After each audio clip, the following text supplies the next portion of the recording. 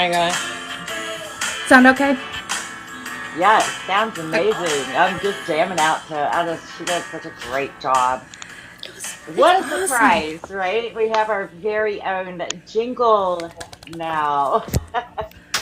Ivy Speakeasy wrote it for us and sang it for us, the whole thing. And she is Wow. just, since the very beginning, she's been with us. She got up there on the stage the very first night and has been just instrumental ever since.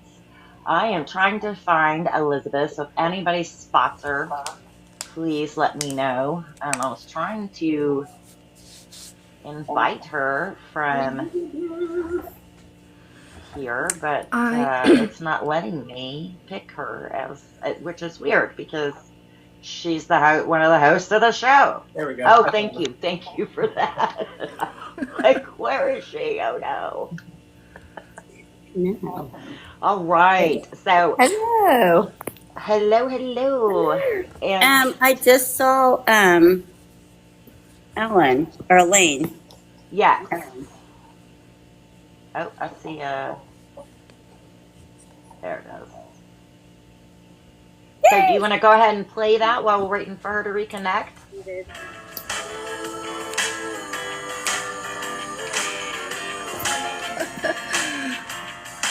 I love it. Grab your neighbor, pull up a chair, 'cause we got a lot to say about the world out there at the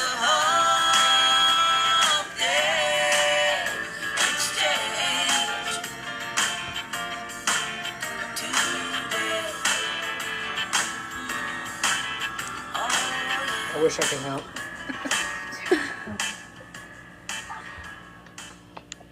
Thank you, Oklahoma. Are our two beautiful hosts ready? We are. I have access to go live on video. And we have the representative you're going to be interviewing. Hello. I am me. She is her.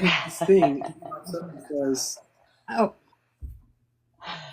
That's funny. So let her get some technical issues fixed, it sounded like, with some sound and stuff or whatever. So we'll let her get that done. And I am going to turn it over to our beautiful hosts, Michael and Elizabeth. And if you want to just come and say hi, do your little thingy-mabobs, and let's get this shindig on the road. I'm so excited about this one. Yes, Ellen, first off, I want to say thank you for joining us. I am super excited. So, again, just thank you. Welcome to HumpDay Exchange. Thank you so much. For some reason, it says that I can only connect as audio. When I try to pick video, it will not let me do it. So that's what I was trying to get issues with. It might be a setting in your TikTok, because sometimes I have that issue when I jump on without accepting, both. So it might be an issue where you didn't accept the camera at first, and so now it's not connected. But I think there's a settings button that you can tinker with on that and say yes. That's why I keep jumping on and off. So no, you're fine. No, you're fine. And I mean, again, I could put up a picture of her so everybody could at least see that. So let me figure out how to do that. Yeah. And y'all go ahead. Y'all interview her. I'm excited. Yay! Michael, do you want to start? Sure. First off, let's kind of just tell us about yourself, Ellen. I know a little bit about you, but I would love to have everybody else know a little bit more about you. So if you want to start, just kind of your passions in life and kind of what you stand on. Yes. So, I mean, just a little bit about me. I grew up in a small town in Texas, Paris, Texas. And, moved to Oklahoma, long story short, in 2007.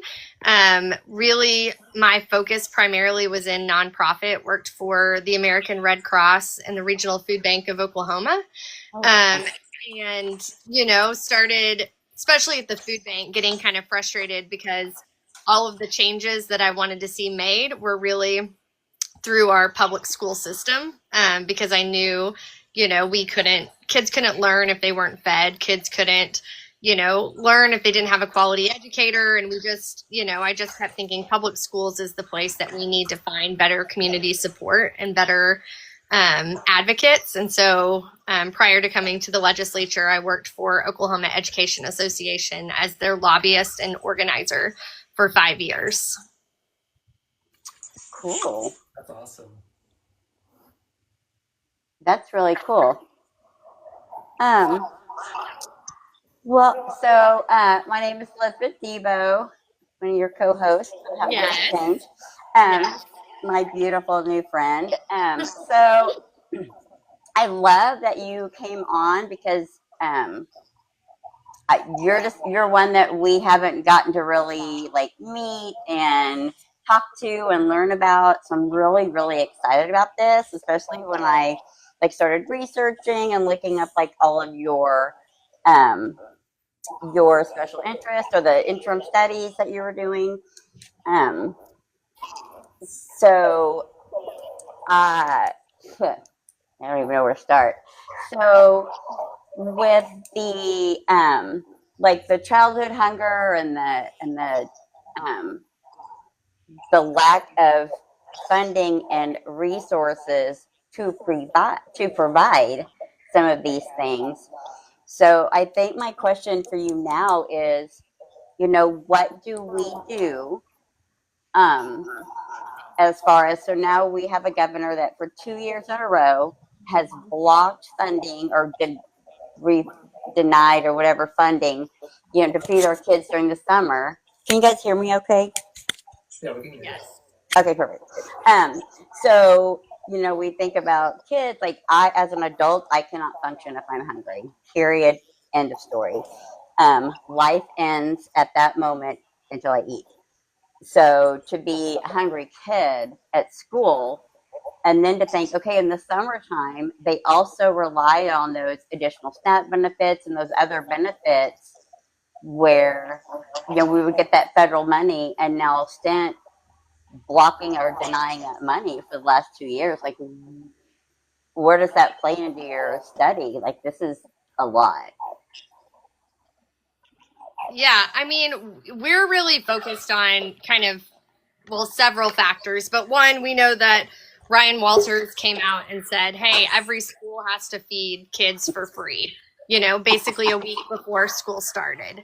And the challenge with that is that there are ways that school districts can access federal funds, but it takes leadership within our State Department of Ed to provide the resources and help schools identify, their lowest income schools, those that qualify for the program. And it's a lot more than people think. It's basically 25%, have to be kind of free lunch or Medicare, Medicaid kind of grouping together. So it's a pretty low bar for us to get more schools on the Community Eligibility Program, CEP.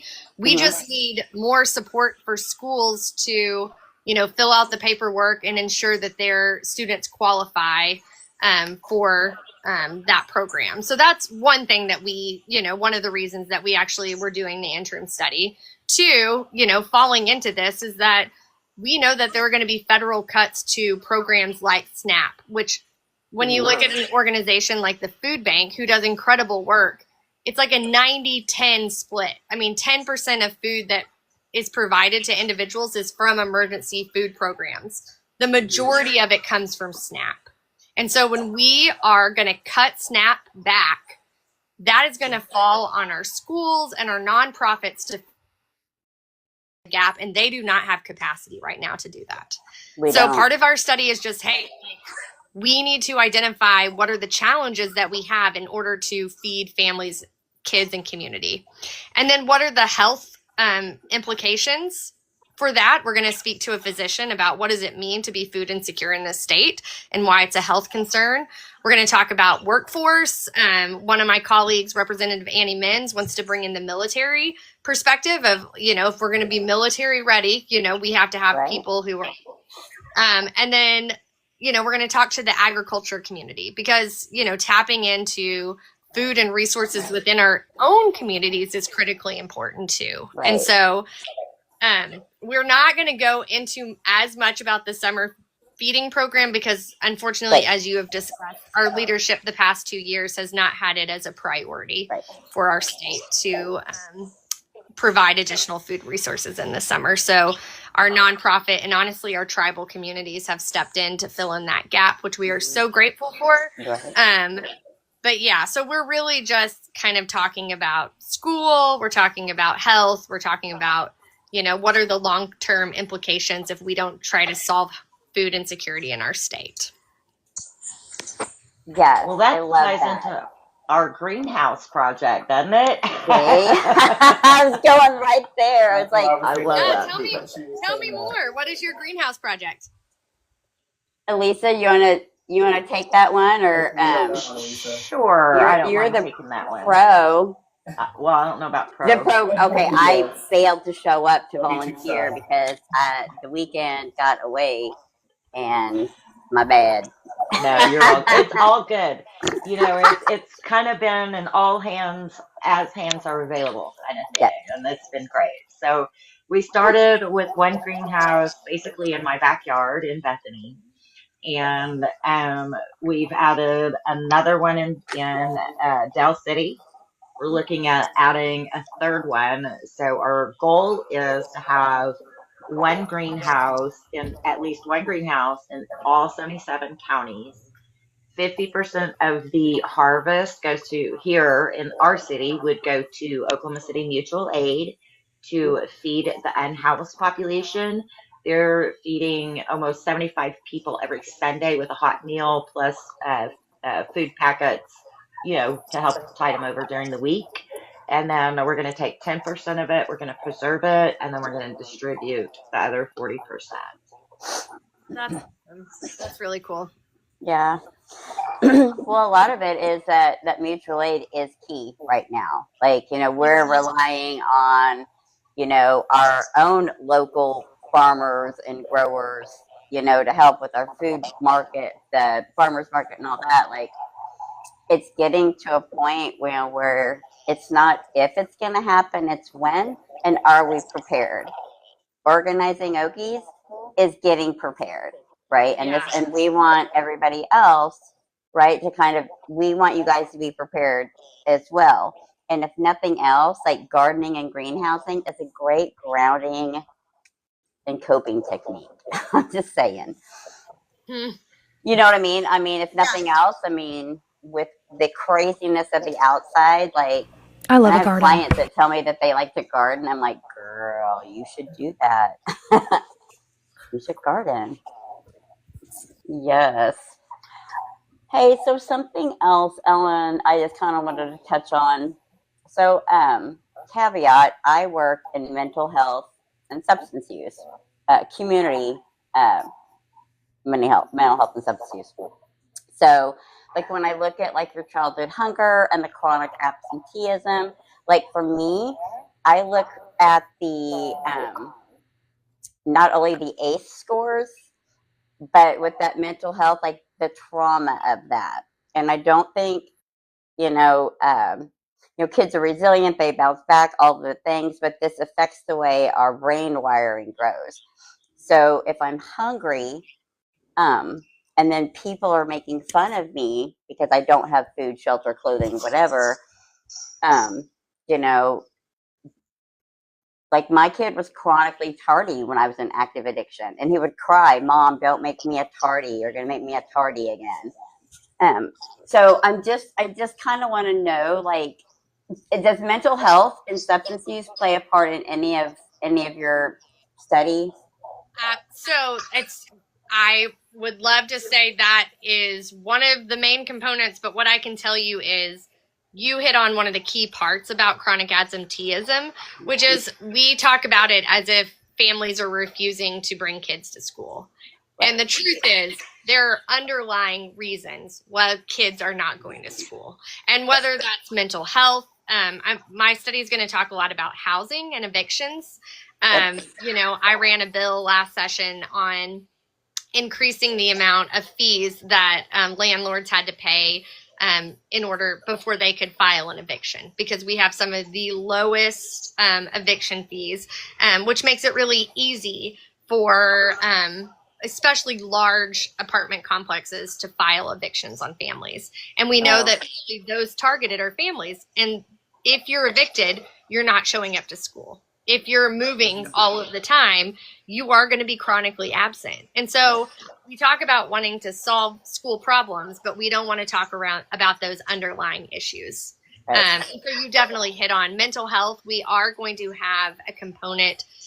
We have it's a outside entity that is starting to move into Oklahoma, and they provide mental health services within the school system. And so they're wanting kind of present on how their mental health support services in schools has increased kids coming to school. So we're going to talk about that. We're going to talk about housing and eviction. We're going to talk about tutoring and just having a safe, person to help students who may be struggling to come to school and get the supports that they need. And we're going to talk a little bit about just homelessness. I don't know if you know about this, but more public schools is providing housing for high school students that are homeless. So to your point, not that specific, which if I had 8 hours, it would definitely be included. I only have like 2 hours. Right. But I do want to talk about, we can't solve schools until we talk about what happens outside of schools and the challenges that kids bring into the school system. So. Correct. I just I in here for just a second. I'm so sorry. Do you mind? No. I was so rude. But she just hit on something that we have as a group been talking about for several days now. So up until April, I was living in public housing, and my old neighbors, one of them being a resident manager who is also a veteran, who never calls me, had to ask 3 residents for my number before he found somebody who had my number, because they are in a very bad spot over there. They always have been. I was fighting it when I was there, but I guess now that I'm not there in their face all the time, and we lost her. We lost her. Yeah, I was just going to say that. Oh, here she comes. There she is. You're back up here. There she is. I'll wait till she. All right, I lost you. I was trying one more time to get live, but I can't figure it out, y'all. So I'm just going to stop. Okay, that's fine. You're fine. I understand. You're fine. But anyway, they are, they're faced with so many challenges over there. And every single thing that the residents try to do to help themselves out is basically poo-pooed by the housing authority. And they're at their wits' end. Like, they called me wanting me to hook them up with state representatives, state senators, anyone that would listen to them, because they're freaking ticked, and without options. Bailey. Yeah, obviously they can reach out to me, but I would definitely, there's a lot of, I'm really impressed. ACLU, the Mental Health Alliance, they're all working on some programs aligned with tenant rights. We have to do a better job of helping tenants understand, what is in their right to push back on, and in what capacity they can. The amount of evictions that happen because tenants just don't show up to the eviction process. And who wants to? But it's like the majority of what happens is people get kicked out of housing for really low barrier reasons. And they don't show up at their court case because they can't. And there's like 4 or 5 steps we could help tenants, but the very first is making sure that tenants understand their rights. And so if you have them reach out to me, I definitely will try to get them in touch with people that can provide that type of training for them. Oh, that would be amazing. Thank you so much for that. And sorry, you guys, when she was talking about that, I just thought of Dean and Chris because they've both been blowing up my phone the last few days. So thank Right, you for right. indulging. Yeah, and and side note, I will also continue to see with my own connections who I can get a hold of in that aspect. Thank Sorry. you. So Ellen, so mental health and substance use is my passion, and so whether it's birth to 99, like so much of it this is intertwined, and it's when those kids get involved, and I always tell people, we have the ACE scores for adverse childhood experiences. The higher the ACE score, the more likely you are to have mental health and or substance abuse issues, right? So when we see those really high ACE scores, we're like, oh, hey, so have a seat.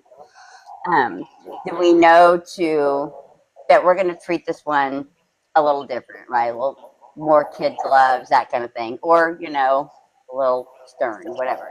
But that will help us gauge on our treatment, and then also see those struggling families with children homeless on the street.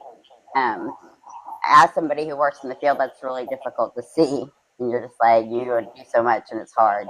Yeah. We don't have the resources because they keep taking them away. We have zero. We have 2 youth resources, 2, and they're always full. And had I not taken some little youngers in, because I work in the field, they were able to stay. They were able to stay in the shelter for whatever amount of time. And that shouldn't be.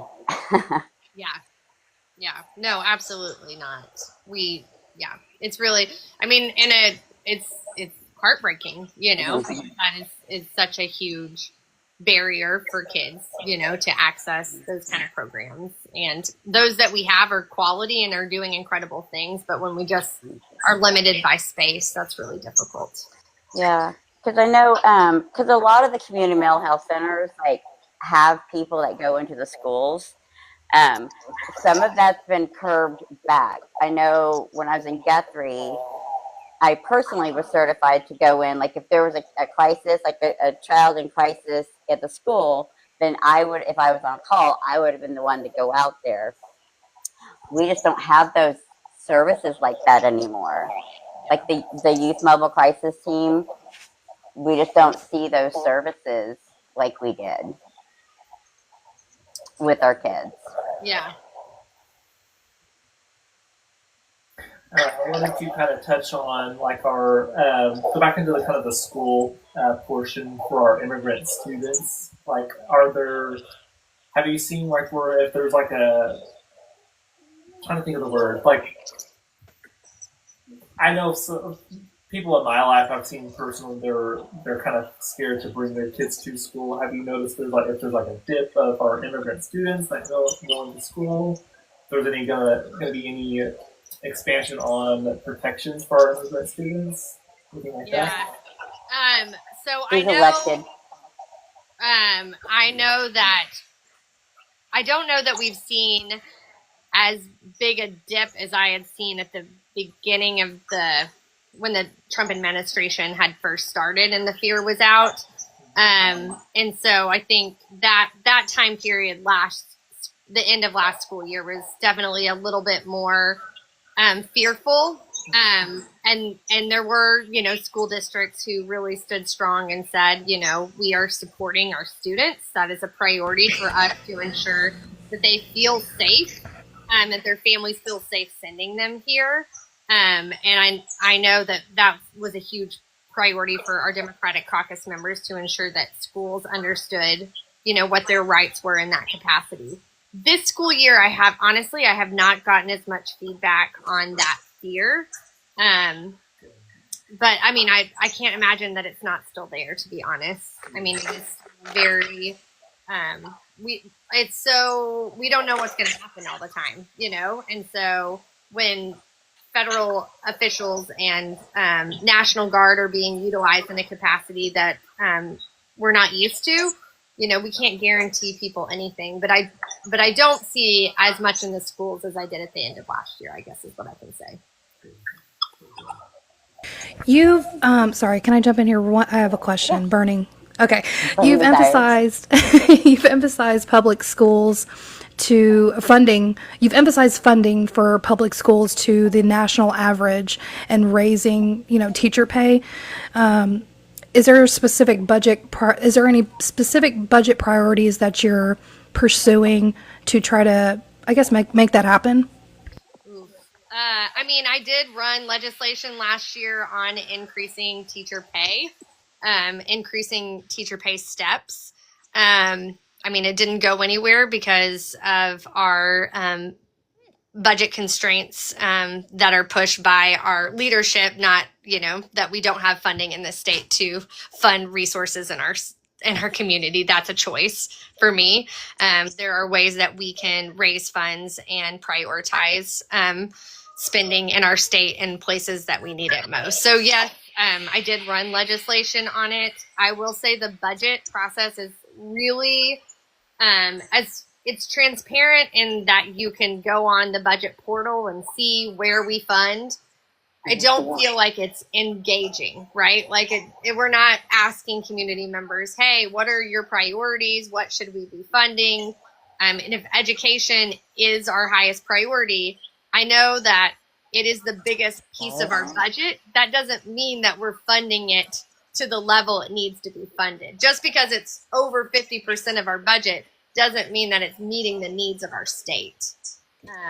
And so that to me is like a discussion we have to continue to have. I also think if you are a business mentality, which is something they always use, if people are leaving the profession earlier and earlier as educators, well, then what are we doing to say, hey, why are you leaving? What are the resources we're not providing? Is your class too big? Are the stakes too high? What are we putting on your plate that has pushed you to the capacity that in 3 years you're leaving? When I was, and it's not long ago, I'm not young, but I'm not old, but the majority of my teachers were in the field for 20 plus years.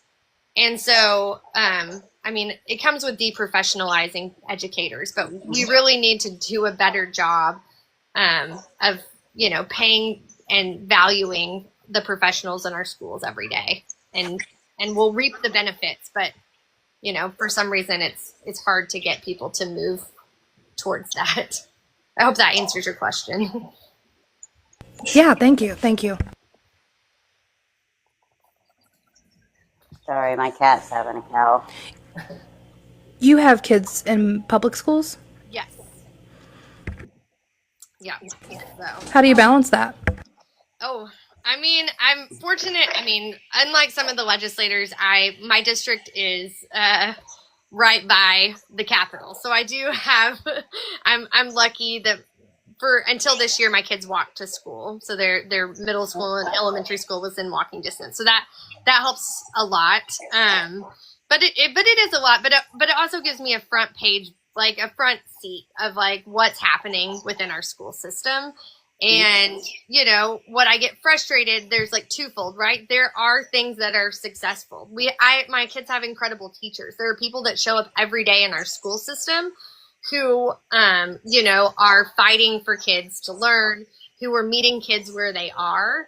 And so I think that's important things to celebrate while also understanding that we don't have enough school counselors, that we don't have enough ands to me. So for a lot of kids, I was talking to a constituent whose kids needed, oh my gosh, I'm blanking at speech pathology. We don't have enough speech pathologists in our, so there's some and programs within our school system that without having speech pathology, without having mental health workers, without having enough paras, we're overwhelming our teachers. And so for me, it's the whole system that we need to identify where we're not meeting the needs and do everything that we can to bring those professionals into our school system.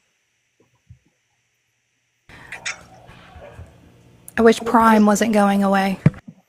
Who? You say Prime? Like Amazon Project Prime? Rural Innovation for Mental Health. Oh, Oh, Was that one of the cuts from Yes, it was training those, or basically paying for the schooling for it so that they would go specifically to rural areas and at least be there after their graduation. That was the whole incentive project. They cut it a year and a half early. Yes. No, I do. That was I forgot that was the name of it, was Prime. That was an awful, I mean, especially students who were already in the program, So, yeah, no, anything like we can do for that. I mean, we've done some for teacher going through the traditional route, but there's so many other professionals that need to be in our schools too. yeah, I was kind of disturbing when they started talking about replacing like the school counselors with like the clergy. Absolutely not. Yeah, no. It's like absolutely not. No. I'm still under the impression of if you work in a profession that even offers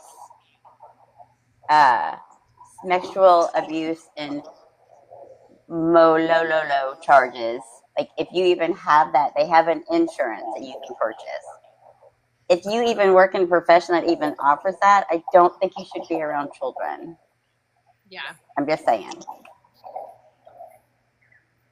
I wanted to kind of talk about, I know that you are big on reproductive rights and then social equity. I'm doing my research, so I know it's in Oklahoma. How was that whole process for you to kind of be the forefront of that?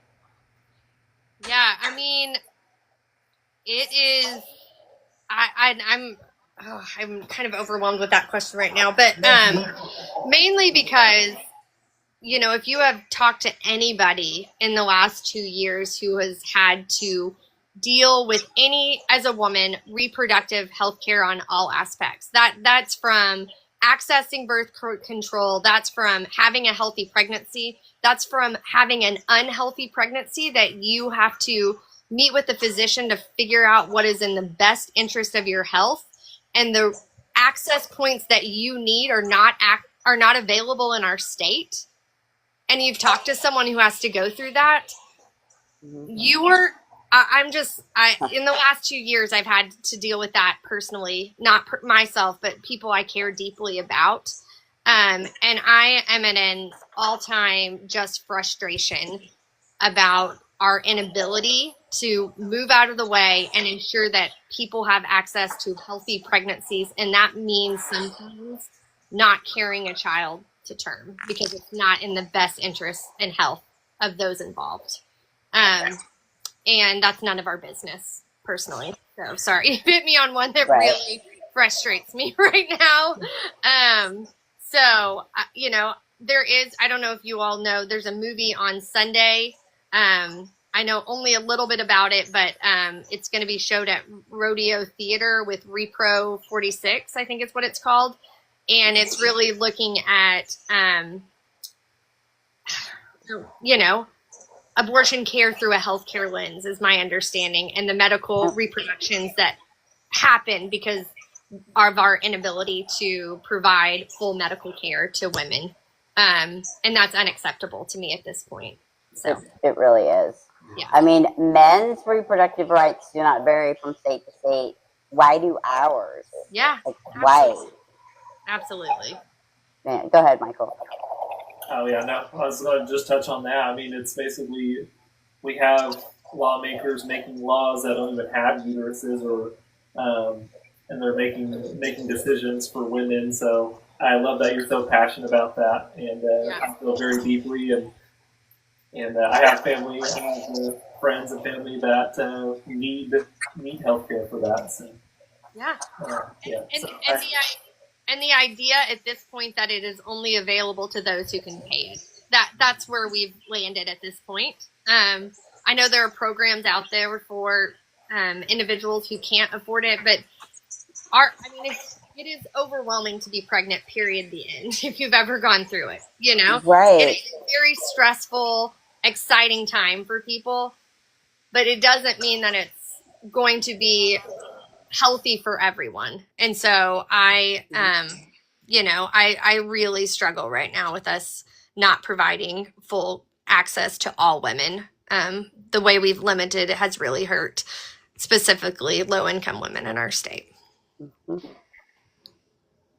I just want to say, for those who are just joining us, we are interviewing House District 88 Representative Elaine.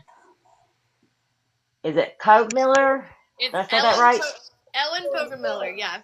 All right. Who's, has never really been on TikTok and can't figure out her video. Other than that, y'all are awesome. Well, we're just glad that you are joining us tonight, So, Right. And if you are in the audience, get in the comments, put your questions in, right? Because we will have a open question period coming up pretty quick. So get them in. A town hall, if you will. Right, town hall. That's not being avoided. I think that's how I described it to Elaine when I invited her, or when she messaged me about tonight. It was like, it's kind of like a town hall, but it's friendlier. Yeah. And so I just kind of wanted to jump on something that you said, Ellen, because I was actually at the courthouse. But I have also seen this on the news, but where I witnessed on the House floor, a female Republican representative explaining to her male counterpart what an ectopic pregnancy is. And she kept going, it's not a viable pregnancy. He goes, but it's a pregnancy. It has a heartbeat. And she's like, it's not a viable pregnancy. Like, it's not. Like, It's not. It's life-threatening to a woman. So. Correct. And so I'm like, you no medical degree having, sir, like, why are you making that? Why is it all men around that table? Like, I just feel like we've come so far to think that, like, wait, I know that my elders did not go through all of the things that they went through for me to be able to have the opportunities that I have, for us only to revert back to those times. That there's like, what? Yeah, I mean, if we want to help women in healthcare, let's figure out ways to get OBGYNs out into our rural communities. Like, that's something we could all get behind. But we focus on, these policies that are really harmful and ultimately not, if you did a poll, not what people really want to see in their community. So, yeah, I mean, it's problematic. So why can't some of these rural towns, right, where these hospitals already exist that are closing, why can't they eminent domain the hospital and then run it as regional hospitals like we used to have when I was growing up? Because most of the small towns had some sort of, tri-county at a minimum regional hospitals that all of them shared in, authority. Why can't we do that again? Instead of losing these assets and these doctors and these human beings that have to move away now to find work, right? I mean, it's all of the things. Why can't we just kind of reclaim them?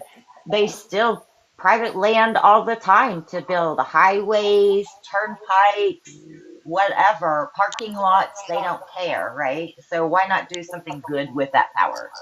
Yeah, I mean, I would say right now, I mean, rural Oklahoma, our tribal community is the best at delivering healthcare options across the state.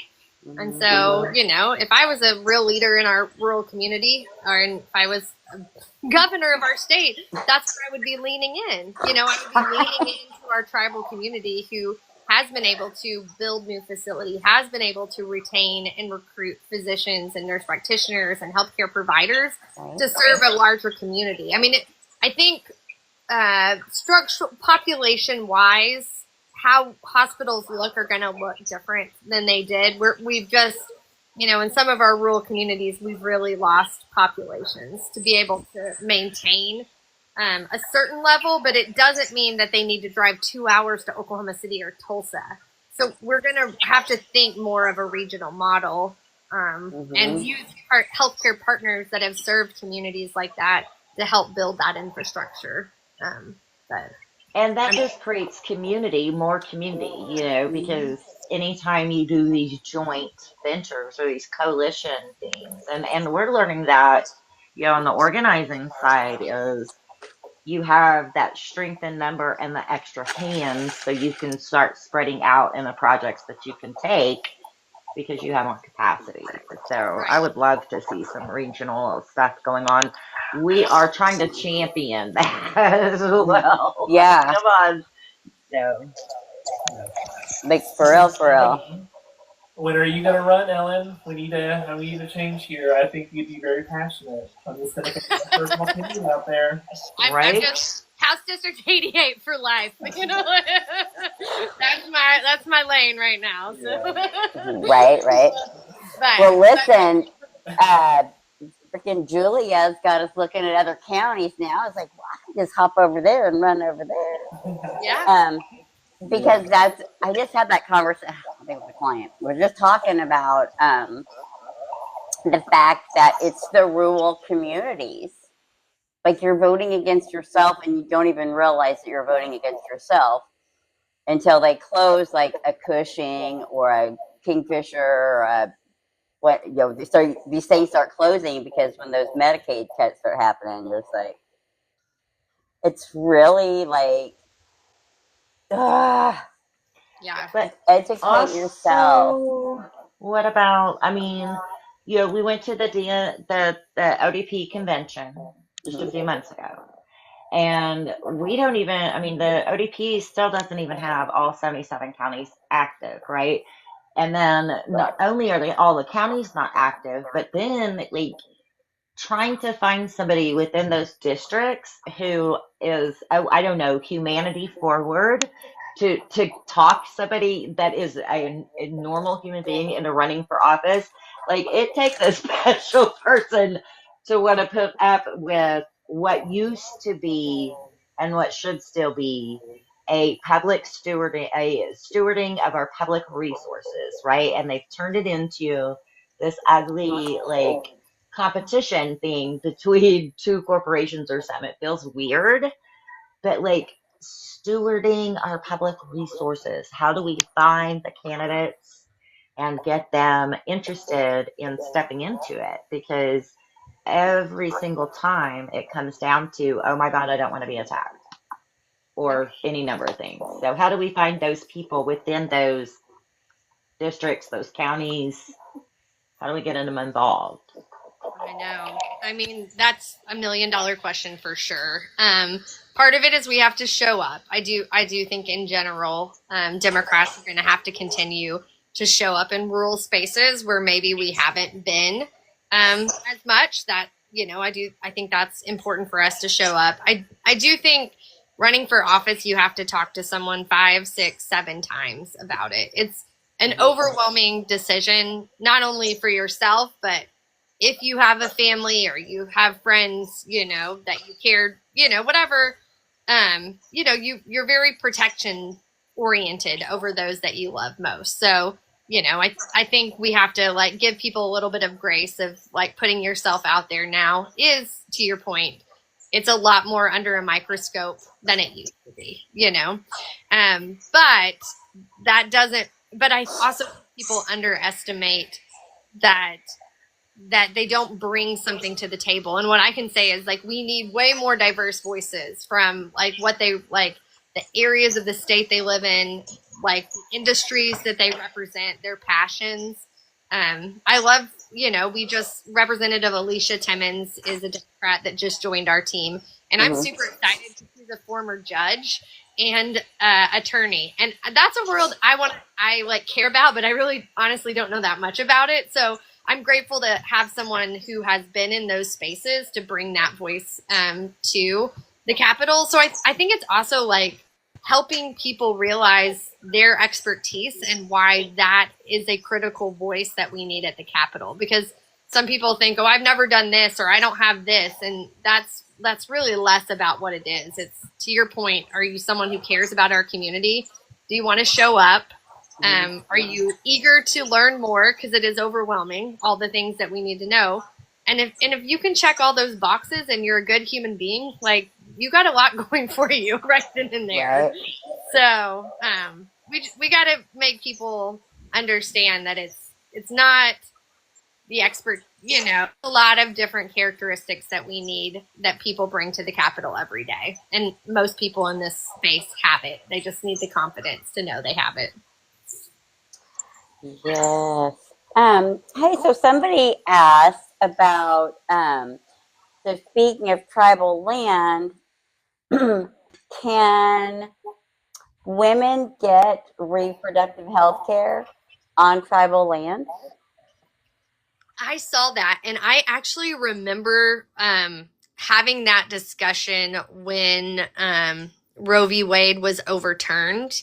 And I'm going to have to go back on that and figure out. I assume the answer was like no but, and maybe circle back around on that one. Right, that's again. it. Any loopholes there? It depends on the tribe too. So I'm Choctaw, and in our constitution, a lot of it is a lot of our rights are granted by the U.S. Constitution, which is kind of weird, especially with the current climate. And so they just put it on the ballot to change some of the language around so that. But one of the things that's going to be on the chopping block then for our community is our two-spirit LGBTQA community will lose their rights under the Choctaw's new constitution if it's adopted, because those same-sex marriages and rights are only granted because the U.S. gave them to us, as our Constitution says, and all of the rights given by the U.S. Constitution. Got it. Yeah, right? So these caveats. So it depends on the tribe and what their Constitution says, too. Yeah, which kind of terrible. But, because each of these tribes, they're nations. And so it's almost like going from, France into Germany or, Italy or something. Like every single tribe is its own country, technically. We just have never had passports or anything. Like I grew up on a reservation, or we moved there when I was 7. I didn't know we were on a reservation until about 3 years ago, even though there was big signs that said welcome. But every person who ran all of the towns were white, male predominantly. So it never dawned on me that it was a reservation land, that all these towns are built into and on top of, wow, eye-opening. So lots of work to do in this state, and our current governor, which we have to get out, has made it his personal mission, it seems like, to either get the tribes at war or to disband, or I don't even know at this point. But I do want to ask you a question, speaking of tribes, because I've my heart is out to Lawton in particular right now. They have been going through utter hell with this refinery that has moved into town. They have polluted their waters. The city then illegally discharged their waste management into the tribal rivers that fed into their water, which obviously made their water toxic. And it has been this big fight, down there to hold them accountable. And it's a nickel refinery, and then in Muskogee they've opened a cobalt refinery, and they're bringing that down through the river, and these containers that are leaking and pulling them in and unloading them and refining them, in Muskogee. And now we've got some open mines that are also coming into Oklahoma. And most of, well, in the beginning of Oklahoma, the entire state, with the exception of the Panhandle, was given to different tribes. So the whole state, according to the treaties and the U.S. Constitution, there's not supposed to be anybody in other than, tribes, and then military bases, which is kind of weird in and of itself. But so, how do we help our indigenous families who are, in these areas of fighting these refineries, these mines that is literally polluting their air, their water, their soil? Is there anything that can be done from a state level? I mean, I know right now, like y'all have the smallest minority I've ever in 53 years of being in this state known to have such a small minority party. But what can be done if like, let's just say next year the Dems take back, a bunch of seats. Yeah. And what can be done, or is there talk already about doing some things to help alleviate some of that? Well, I would say first and foremost, thank you for bringing those concerns to my attention. What I can say, I don't know as much about this area. I would say my knowledge of the state legislature is we reduce, liability for corporations in the state to ensure that everyone, including our tribal community, has access to clean water. I mean, we did that through our kind of in the northeast side of the state, but to our chicken farms we had some really strong laws against their wastewater situation. And my understanding is we reduced some of that liability and some of the work that they were doing to ensure clean water. So my belief is, and I don't know this for a fact, but my belief is that we don't value our natural resources like water, and which is problematic when water is definitely going to be one of the biggest and highest demanding resources that we need.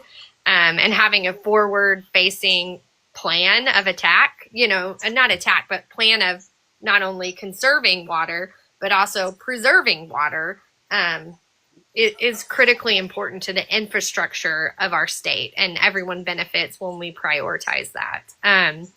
That being said, I would probably have to have a conversation a little bit more offline to just learn a little bit more about it. I'm not on any of the ag committees, so I would have to rely on one of my colleagues who maybe is in that space a little bit more to get some better understanding of who would be, at least at a state agency level, someone we could that's the one thing we can do as Dems is really engage in our state agencies and the work they should be doing. We can't always do it through legislation, but we can do it through conversations of entities that should be in that space doing the work. Thank you for that. No, I appreciate that. Yeah, we've had a heck of a time trying to get anybody to actually listen because it's been Indigenous led. So I appreciate that. It's not like, I feel like Lawton kind of like really put the spotlight on how jacked up our water really is out here. And then with them opening all the data mine, or the 2 data mines that they're doing with Google. The data centers. Yes, thank you. They're mining our data. Yeah. It should be minding, right? M-I-N-D-I-N-G. They've already got all our socials. I'm like, I don't know why I put anything on private anymore. When I did my DNA, I did a DNA test. My dad goes, "Oh my gosh, you shouldn't do that because it's going to be scary because then they'll have all your information." I go, at this point in U.S. history, they already have all the information about me that anybody could possibly have. I said, the only one who doesn't is me. So that I have to pay this much money to get my own data is crazy because I know everybody else already has it somewhere. Come on now. It's just absolutely ludicrous the amount of information. And That's here funny. it's just one of the data centers is like 900 acres. That's housing entire, like, what are they called? Legends for the CIA worth of people. You know what I mean? Like they could create you from scratch from all the data that they have on us these days. It's Legit. crazy, crazy. Um, if y'all don't mind, I would like to get, if she's still here, Chicken, are you still here? Oh, Because we talked a little bit about, or I saw somebody say something about prison and prison reform, and so I wanted to see if Chicken was still here to talk about core civic, or if she wanted us to, but I don't see her here. So no, she did ask the question about the reproductive health care on the tribal land, which is It looks like Shad has his name as part prison reform, so I'm sure that's that's where I saw it. yeah. Okay, well, it oh, came up, and I was like, oh wait, because that's just something new we just started. So core Thank you, civic Shad, by the way. is doing Core Civic has Sayer and Watanga. They're trying to open under ICE immigration detention centers. Mhm. Now, these were closed as private prisons because one of the human rights violations, and then two, the abuse to the employees as well, right? And so our concern is letting this type of company come back in here. Like that is awfully, awfully scary when Yeah. we already know what their pattern is, because we can look at every single state in which they have a prison and see where riots or hunger strikes or all these things, number of employee injuries, all of the things. And then as we talk to some of the employees, like say Leavenworth, Kansas, the stories are horrific, mhm. just absolutely horrific. And yet some of these rural towns are like, yeah, but they're going to pay us $27 an hour. And all I can think of is, okay, but for how long until your loved one gets and can't earn $0, right? Or is permanently disabled. So is there a way to tackle that from a state level instead of the whack-a-mole at the county level or the city levels? I mean, unfortunately, I don't. I mean, I know that many of my colleagues are against privatizing closed prisons for ICE. Period. The end. That's like a non-starting point for us. I don't know that our colleagues across the aisle believe that, but I do know it's a discussion that we all have had, that we are adamantly opposed to that. And, it is not a business. Deporting people is not a business. And that's the model that they are setting up right now. And we should all be opposed to that. So, Yeah, absolutely. Oh, I think Chicken's in here. Chicken, do you want to come up here? I was trying to see if I could invite her, but And also, we have Robert wanted to ask a question. I didn't see it in the comments, so do we want to invite Robert up to ask the question? Or we can got some, 2 minutes. So, what was the question? that's what I was asking because I missed it. Oh, well, put it, yeah, I never I don't saw think it there in was an the Let's actual get chat. him up here. question. Yeah, I I don't was think it. he did say he works on prison issues and stuff like that, but he was just agreeing, I think, with that aspect. I did have a question. It's kind of I don't know if we have time, but Well, we do. okay, I was curious. You joined the Henry Toll Fellowship, yeah. and I've never really heard of that, so I was wondering if you could talk about that and what that kind of influence is gonna influence your work and stuff at home. Yeah. So there's kind of like two national organizations that are nonpartisan and they work with state agencies, state legislators to help with research and build better policy, nonpartisan. And so one of those is Council of State Governments. They're called CSG. And they do a toll fellowship every year. They invite 50 legislators. You apply, and then you get selected, 50 legislators from across the state to kind of talk about big picture issues. And their goal is civility above politics, that we have to build trust in the work that we are all doing. And that to me is, as someone who believes, like you all do on this call, so much in community, we can't change community if we don't have trust within each other. And so it was really unique in the sense you're in this group with 50 people, but you don't know anything about their policy walking in that room, where unfortunately I do a lot in Oklahoma. We're a small state, right? So a lot of people walk into the legislature and you know a little bit too much about them to sometimes give them the benefit of the doubt that they come from a good place. But this was good for me to remember that there are a lot more things that we agree on if we can take our R and D out of the room. And that's what this experience was able to do for me. I don't, I would love to translate that into Oklahoma, and I will continue to try to do that. But that was really what it was all about. It was like 5 days of how do we build better systems by talking to each other. So Love that. Thank you. Yeah. Right. So do you have, I know it's past 8 o'clock. I think there was somebody else that wanted to ask you a question. Do you have time? Yeah, go for it. Okay. Go ahead, Robert. Hey, Representative Pogemiller. Yes. How are you? Long time no talk. Yeah. How are you? Good.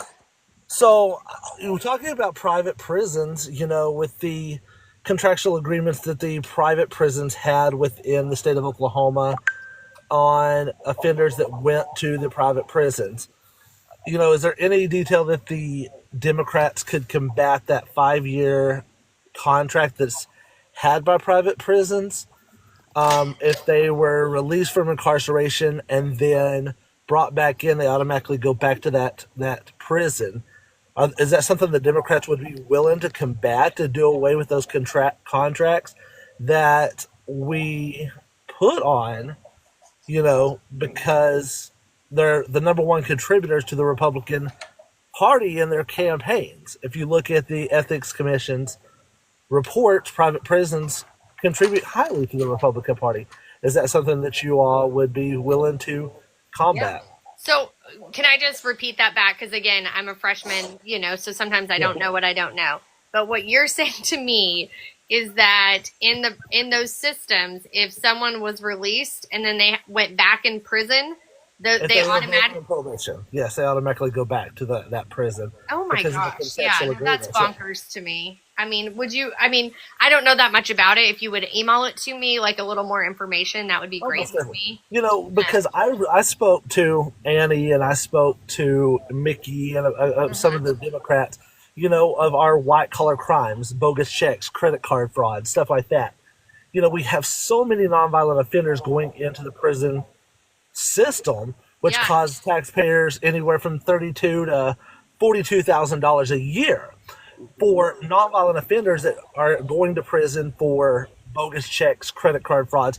Instead of sending them to prison and using Cleveland County as the hub, do a DPA, deferred prosecution agreement, make an agreement each month for them to make a restitutional balance, and as long as they don't reoffend, kind of like drug court, they don't get a felony conviction on their background, which ultimately helps the victims get their money back quicker, takes down the level of incarcerations, would bring in millions of dollars a year into the revenue of our state, instead of housing these people for nonviolent crimes.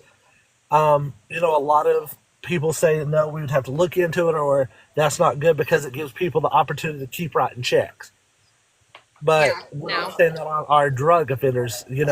We have so much people that are getting out and believe that they can't get a job because they have that felony on their background. Yeah. Which, me personally, I was talking to Alyssa today. I've had that on my background, but I got out and I've moved forward, done my debt to society.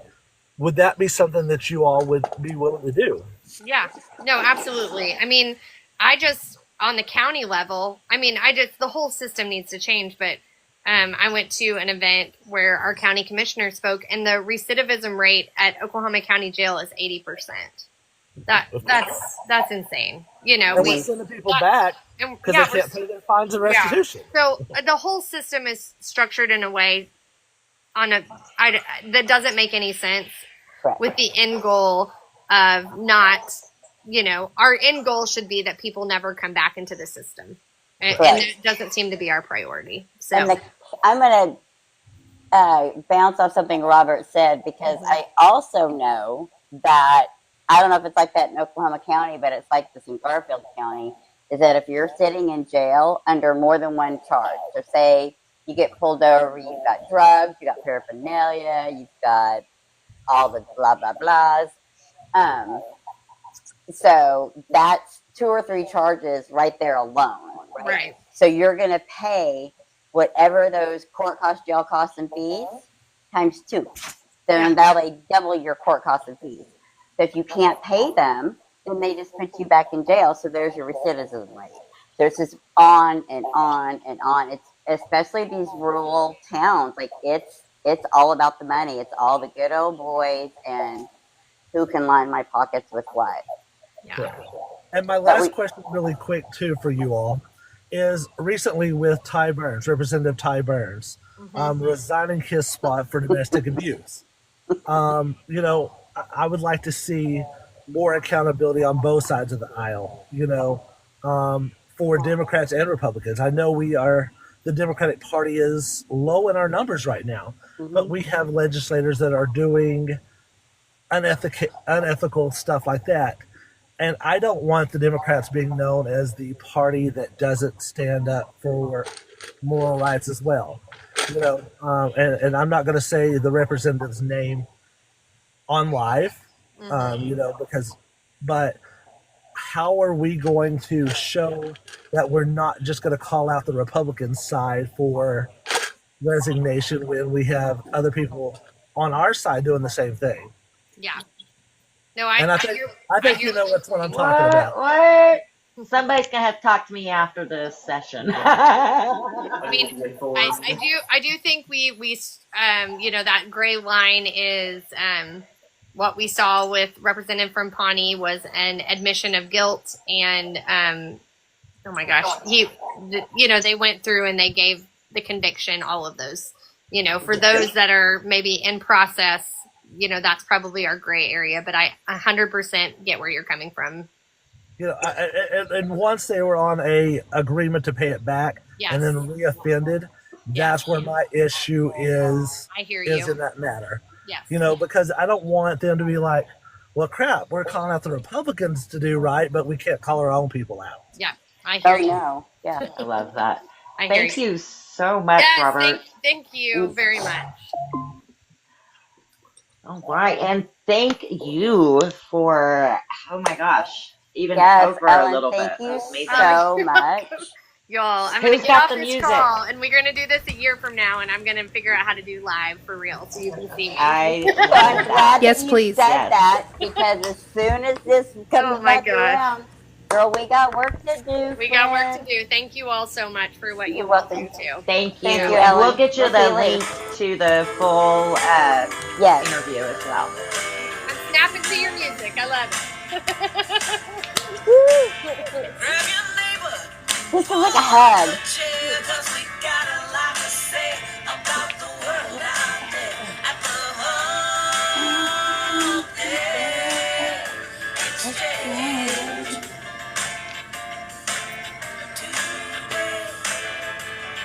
Gosh, now we have to come up with a dance.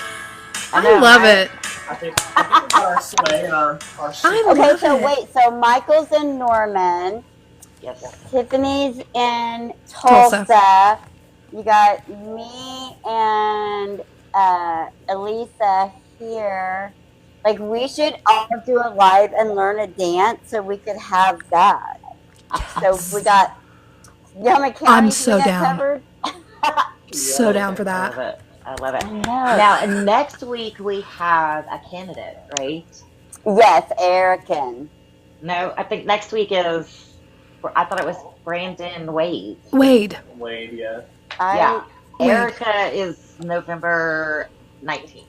And I know that we have Eric Turway soon, too, Yes. right? Or he's not next, Yeah. but Who's got a list handy? And we'll I just. did. It's on my phone. mine But I'm on too. my phone. Okay, hold on one. Honestly, I can pause it, but It's on my phone. We're all on our phones. It's on my phone. I'm like trying to look at the computer at the same time. I'm like, I know. I'm not savvy. Yes. And you would think, you know what? I don't have very many regrets, but I remember when we moved from Oklahoma to Florida, and that is when the computers started coming out, like all the computer classes, and they were teaching you things, and I did not take advantage of that. There you go, chicken. Thank you. Yes. Chad, So we have two Oh, thanks. candidates. Yeah. Now, Brandon Wade is running for CD2. Rob Miller. Ooh, switched Rob to Miller. the Republican side and is running as a Republican for state So he superintendent. wasn't always a Republican? I didn't know that. He just switched to running primary Walters. That's exciting. Yeah. So Actually, we're sorry. super excited about Which is that. why we wanted to snack him up. Yeah. Yes, and then chicken. Do you have that list pulled up? And can you check when Eric's is? Or here, hold on. Oh, I think so. Turway? Is Eric the one that you interviewed at the convention? If it's Eric Yes. Turway, he's Democrat, I believe.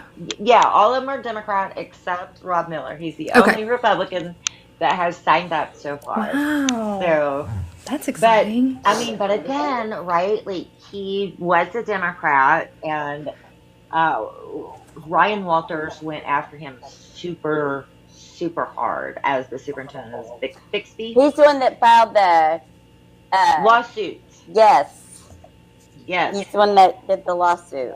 And so, did that stop Walters? No, it did not. And so he said, fine, I'm going to run as superintendent. And then his thought process ended up being, well, if I primary him, it doesn't matter who the Dem is. If I can get him out,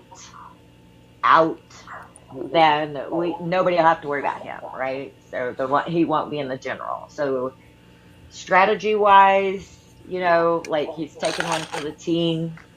Looking forward to how that live's going to be because, the Red has really kind of embraced him. And so when I try to comment on some of his stuff, it's like, I don't know. They ain't Right. warm and fuzzy. Let's just say that. So, I mean, I hope. I mean, it's there's always hope. Shakespeare. I'm like, Jesus. It's Always just hot. And then a rep, how do you say it? Melissa Provozano? Did I say that right? Yes. Okay. And then she's right after. And then we have Senator Julia Kurt is after that. And then Candace J for Lieutenant Governor is right after that. Listen, so I'm going to be really petty for like a hot second, but I Okay. always have, people that'll, start telling me all these things, and I'm like, yeah. I was like, yeah, we interviewed Rosencrantz the other day, and I was like, oh. I was like, yeah, I know stuff too. I know stuff. Oh, you went to I an will interim tell you, study though- of Melissa's. Hold on. What is that? This gave me Which some one street- was it? Huh? We've got Brandon Wade here now. Wait, what? Get him up here. Just Who is for it? 5 minutes. The one we're Oh, come interviewing here. tomorrow. Where is he? He was just there. I know, I saw that. How do you invite? No. Where did he go? There he is. I'm gonna I got him. Oh, They're you got gonna him? snag you. Oh, They're gonna grab you and throw you up there. There he is. Woo, woo. Woo! It's bonus hour.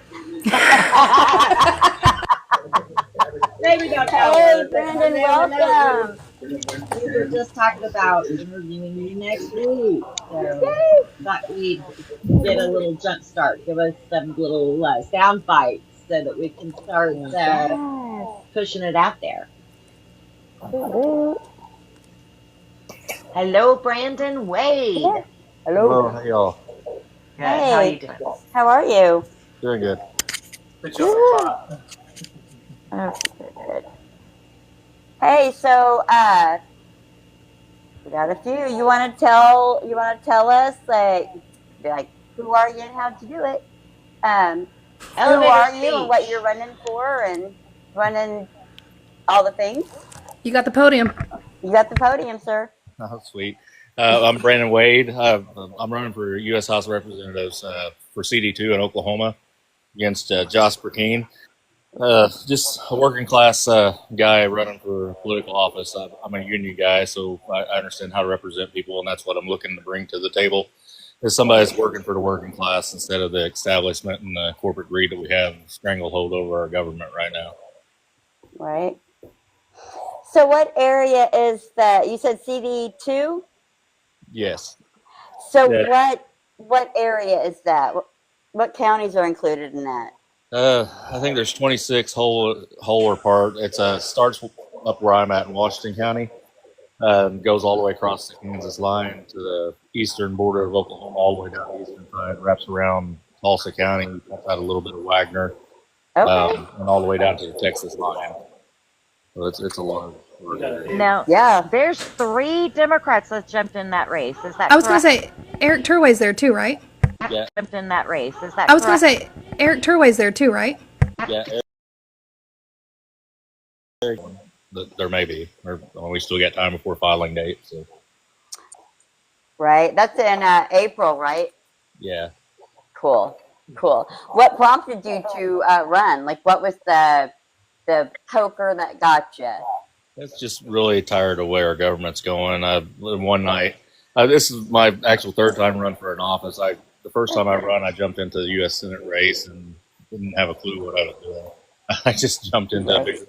But really, what got me started then was a conversation my son was having with my wife about, he's a sophomore now at Oklahoma State, but it wasn't at that time. He was just talking about how he didn't know when he got older, grew up, and out of school, if he wanted to keep his family, or have a family and raise a family in Oklahoma. That really broke my heart with all the hate and the things going on within the state. It opened my eyes to where I was just working all the time and not really paying attention to the surroundings around me, just trying to make ends meet for the family and provide. And it just opened my eyes. So there's a lot of stuff that we need to do and change. Yes, we agree. Thank you We for agree. running. Yeah. Yes. Thank you so much. What would you say to one of us if we were interested in running? So if you just have somebody that's interested in running, like what would be like your tips and tricks? Well, I mean, you learn a lot as you go, but I mean, just have the courage to stand up is one thing, and just be courageous enough to go out and do it. We need candidates to run. We really need to fill we need an opponent for every seat that is a Republican sitting unopposed. I mean, Yeah. we've got to start getting people. That's from city council, school boards, all the way up. I mean, we need people to step up and run for those offices because they're Stop giving it to him. yeah, we're just handing it over if we don't run. We And did. then it's just try to find a good base of volunteers. Run as much as you can. A grassroots. It's hard in Oklahoma, as red as we are. Grassroots support, and just be true to yourself and who you are, and be open and honest with everybody when you're out talking to them. Yeah, don't be afraid to take questions and answer everything they have. And if you don't know, don't be afraid to say, "Hey, I don't know that answer, but give me a name and number or your number and stuff, and I can get back with you, and I'll get you a solution to what we're talking about." Nice. Love that. Michael, have do you you have anything? gotten? I'm sorry. Okay. Go ahead, Michael. You ask, and then I've got a question. No, I'm super excited. I want to save all my questions for when we actually get to fully interview. But Deep dive, right? yes, Right. This is sneak peek. I'm Sneak super peek. excited I found you, and yeah. So Lisa, you go ahead. Okay.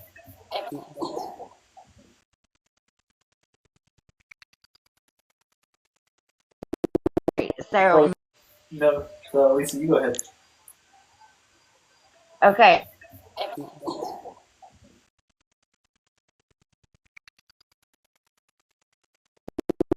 So, my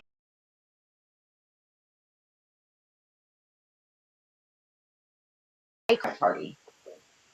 At this point, I mean, yeah, I've gotten support as far as suggestions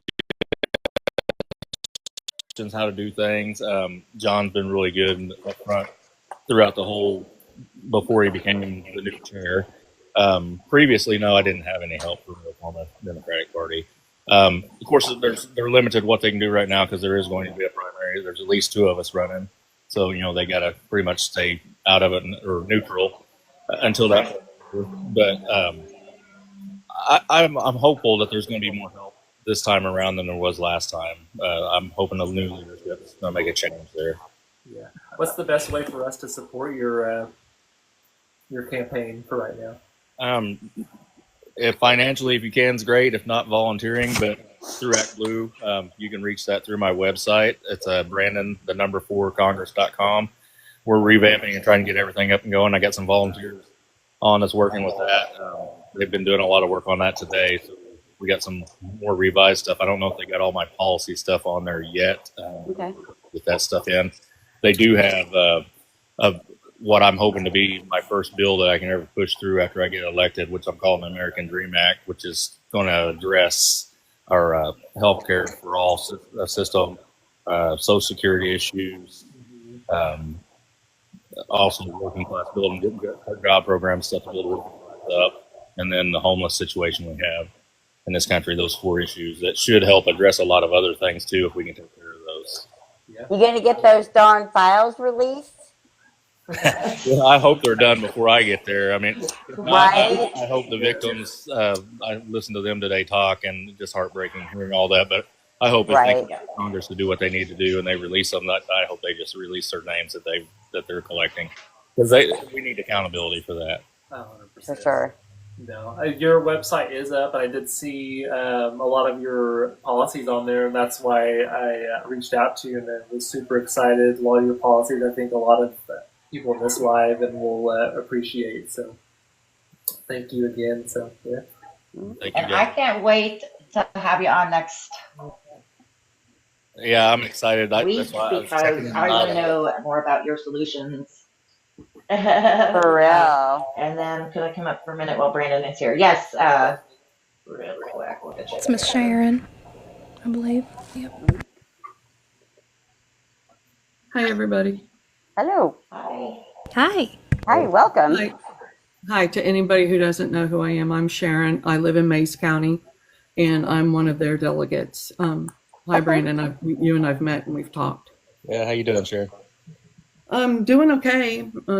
I wanted to extend a verbal invitation for you to come out to the DAV, Mays County DAV car show on September 20th.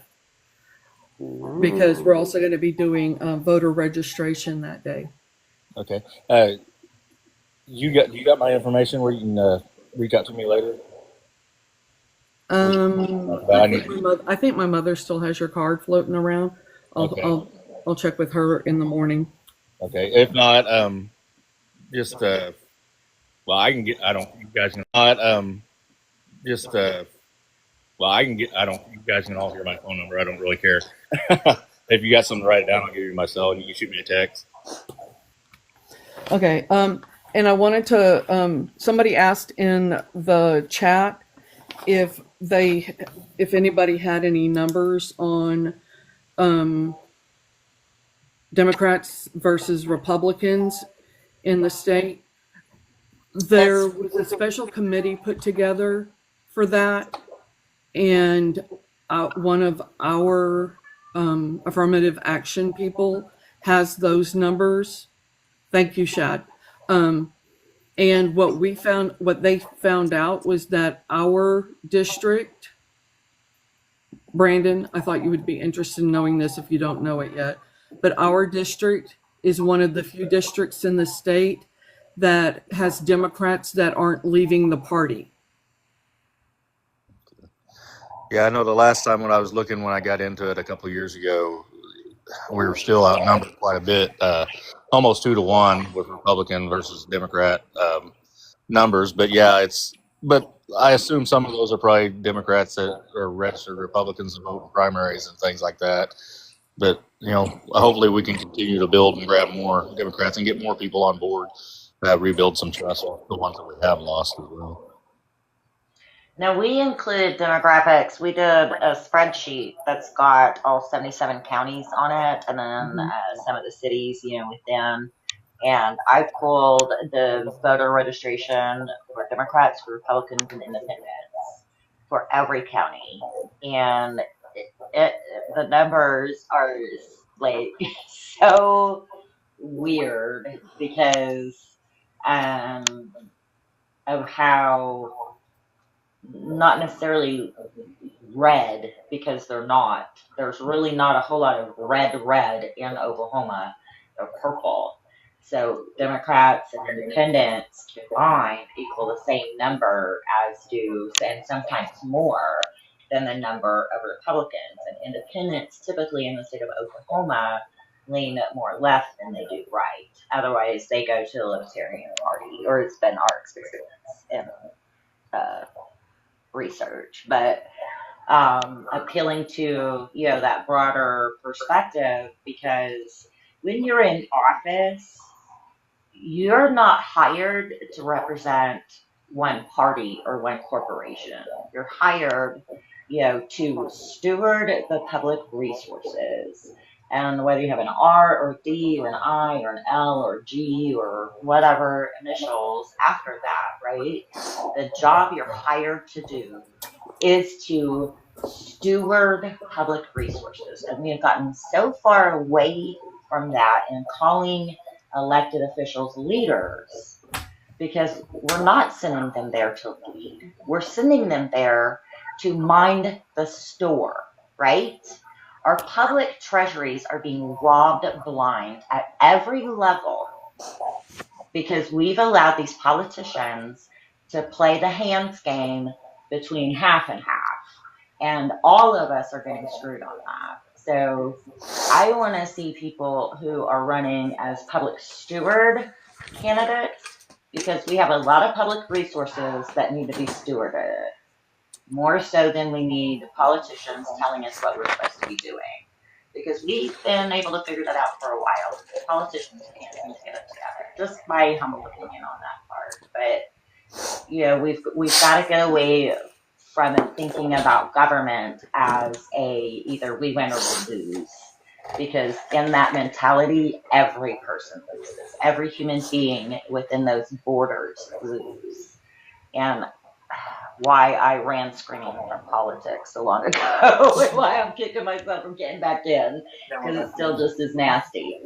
But yeah, thank you, Sharon, for coming up here. Truly do appreciate you, especially since you're in Brandon's district. We're going to have a full hour with him next Wednesday at 7 o'clock. We hope you will join us then for sure. And then, Brandon, we're going to let you go so that you can get back to what you need to do. And cannot wait to hear more about your policies, because it sounds like some exciting stuff. And I need to go look at this website because Michael's already set it up. So it's on me. Checked it out as well. It looks great.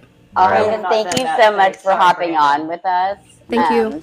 Thank you very much for hopping on with us. Like, we know that you're busy and we just kind of like snagged you up here, but thank you so much for your time. And then no problem. Thank you all. I'm looking forward to next week. I'm excited to see you guys. Great. Thank you so much. Thank you. Goodbye. All right. Bye. Thank you. I gotta All right. Bye. Take us out, Michael and Debo. Yeah. Are we dancing? Or? Music. How do we exit? We got music. There you go. Oh, I love that. Yes. You're like, dance off the screen. There you go. Bye-bye. I love this. I love it. Golden Girls. Thank you, Ivy. Ivy did her thing. Yep. So I love her so much. Right? I can't do it on my head. Yes, All right. Caressa, there was a report showing Almost 100 million. mismanaged. Yeah. And we might be paying that back. Yeah, so fun.